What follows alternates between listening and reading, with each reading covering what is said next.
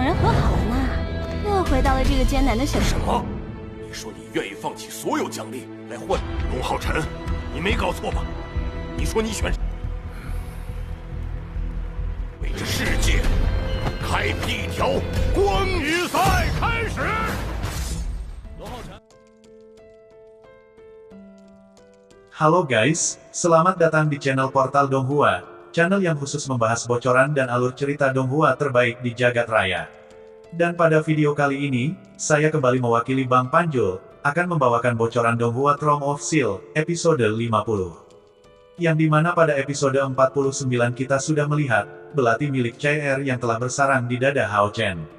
Namun, walaupun dengan keadaan seperti itu, sempat-sempatnya Hao Chen memeluk CR, yang membuat tusukan belati itu semakin dalam. Di sisi lain, CR yang tahu betul mengenai belati miliknya yang memiliki kemampuan menyerap kemampuan hidup seseorang, ia pun berusaha melepaskan pelukan Long Hao Chen, agar dapat mencabut belati tersebut. Di sela itu, Hao Chen berkata, "CR maafkan aku, semua kejadian ini adalah salahku. Long Hao Chen, aku mohon tolong lepaskan pelukanmu," ucap CR dengan wajah yang terlihat panik. Karena bagaimanapun, semakin lama belati itu menancap di tubuh Hao Chen, maka semakin banyak juga kekuatan hidup milik Hao Chen yang diserap oleh belati tersebut. Di sisi lain, Hao Chen tidak memperdulikan ucapan CR, dan malah makin mengencangkan pelukannya. Karena baginya, pelukan ini adalah sesuatu yang ia dapatkan dengan susah payah, yaitu dengan cara memenangkan kompetisi perburuan iblis. Mengetahui alasan itu, CR pun berkata, "Long Hao Chen jangan bodoh, di masa depan aku akan membiarkanmu memelukku. Dan bukankah kamu telah berjanji akan melindungiku? Jika kamu mati, bagaimana caramu untuk melindungiku?" ucap CR. Mendengar ucapan CR, perlahan Hao Chen pun melepaskan pelukannya. Sementara CR, ia pun dengan cepat mencabut belati miliknya. Di sisi lain, Roysu ketua kuil pendeta yang melihat hal itu, ia pun segera menggunakan kemampuan penyembuhannya pada Hao Chen. Dalam novel dijelaskan, walaupun setiap kesatria memiliki kemampuan penyembuhan, namun, itu semua tidak bisa dibandingkan dengan kekuatan penyembuhan dari seorang pendeta. Dan saat itu terbukti, setelah Roysu melepas kekuatannya, tiba-tiba cahaya intens menyelimuti tubuh Long Hao Chen, yang secara perlahan, mulai menyembuhkan luka tusuk tadi. Dan hanya dalam waktu singkat, tubuh Hao Chen telah sepenuhnya pulih. Di sisi lain, Han Qian mulai berdiskusi dengan kelima ketua, terkait permintaan dari Long Hao Chen, yang ingin memilih satu lagi rekan tim perburuan iblis, dan sebagai gantinya, ia akan menyerahkan semua hadiah pemenang kompetisi perburuan iblis yang akan ia peroleh. Mendengar penjelasan Han Qian, ketua kuil lainnya pun tidak keberatan dan menyetujuinya, karena bagaimanapun, dalam hadiah yang akan didapatkan oleh Hao Chen, terdapat satu tungku spiritual, yang merupakan benda paling berharga, dan pertukaran ini pun dianggap sangat layak. Dan oleh sebab ini pula, para ketua aula mulai membuat peraturan baru, yang dimana di masa mendatang, para pemenang kompetisi perburuan iblis boleh memilih dua rekan tim yang masuk 16 besar. Namun dengan catatan, mereka harus menukarnya dengan tungku spiritual, yang merupakan hadiah dari kompetisi perburuan iblis. Mengetahui para tetua kuil yang menyetujui permintaannya, Hao Chen pun sangat berterima kasih. Singkat waktu, hari pun telah berganti, dan seleksi tim perburuan iblis yang diadakan di stadion kuil pun akan dimulai. Tampak saat itu, orang-orang yang datang untuk melihat jalannya upacara pun, masih membicarakan tentang pertarungan antara Long Hao Chen melawan Yang Wengzhao. Yang katanya, merupakan pertarungan paling epik dalam kompetisi kemarin guys. Sesaat kemudian, pandangan orang-orang di stadion seketika teralihkan, saat melihat Long Hao Chen, Li Xin dan CR yang baru saja memasuki stadion, dengan tatapan kagum atas tindakan Long Hao Chen, yang berani menentang peraturan kuil.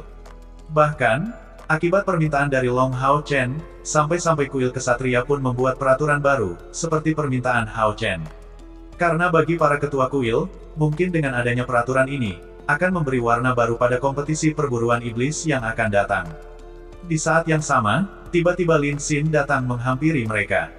Saat itu Lin Xin sangat merasa bersalah dan berpikir, walaupun 3 botol obat yang dulu ia berikan adalah pil yang berharga, namun jika dibandingkan dengan kompor spiritual yang dilepaskan oleh Hao Chen, 3 botol pil itu bukanlah apa-apa, dan oleh sebab inilah, Lin Xin merasa sangat bersalah.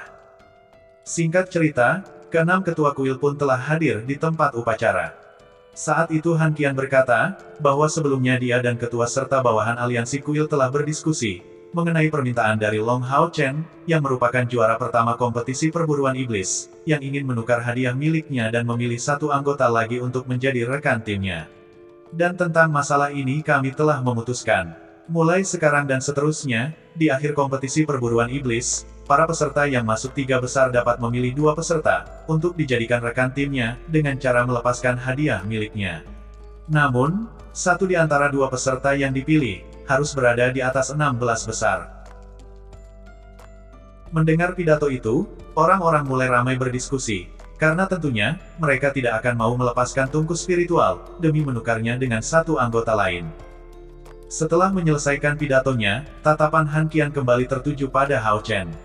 Long Hao Chen, sebelum memulai upacara, saya ingin bertanya sekali lagi. Apakah kamu yakin, ingin melepaskan tungku spiritual milikmu, dan menukarnya dengan satu anggota tim?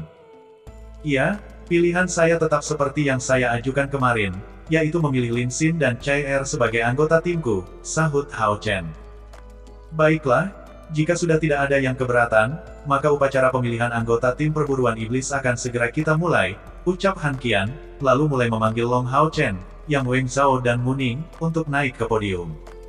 Saat ketiga juara telah berada pada tempatnya, Han Qian pun langsung bertanya pada Lin Xin dan Chai Er, apakah mereka bersedia untuk menjadi anggota dalam kelompok Long Hao Chen, dan jelas, jawaban mereka adalah iya, dan mereka sangat bersedia.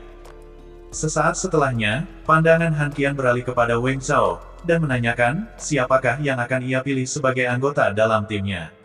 Dan pilihan Wengzhou jatuh pada Cheng Ying-er, si penyihir kecil yang selalu memakai payung berwarna pink. Mendengar pilihan Wengzhou, orang-orang pun tampak kaget, karena tidak mengetahui latar belakang Cheng Ying-er. Ditambah lagi, si penyihir kecil yang tidak lolos 16 besar, membuat orang semakin bertanya-tanya. Di saat yang sama, Han Qian melihat ke arah Cheng Ying-er sembari berkata, Cheng Ying-er, apakah kamu bersedia bergabung sebagai rekan tim dari Yang Wengzhou? Dan itulah guys, ending dari bocoran Donghua Throne of Steel, episode 50. Sedikit informasi, sepertinya akan ada sedikit perbedaan dalam versi Donghua dan novelnya guys. Karena dalam novelnya, Cheng Ying-er akan menolak bergabung dengan Yang Wengzhou, sementara dalam cuplikan pendek episode 50, entah bagaimana caranya, namun Cheng Ying-er telah resmi menjadi anggota tim perburuan iblis. Kayaknya jawabannya hanya bisa kita temukan di episode mendatang guys. Dan jika ada salah kata, mohon dimaafkan, dan akhir kata, sampai jumpa di episode selanjutnya.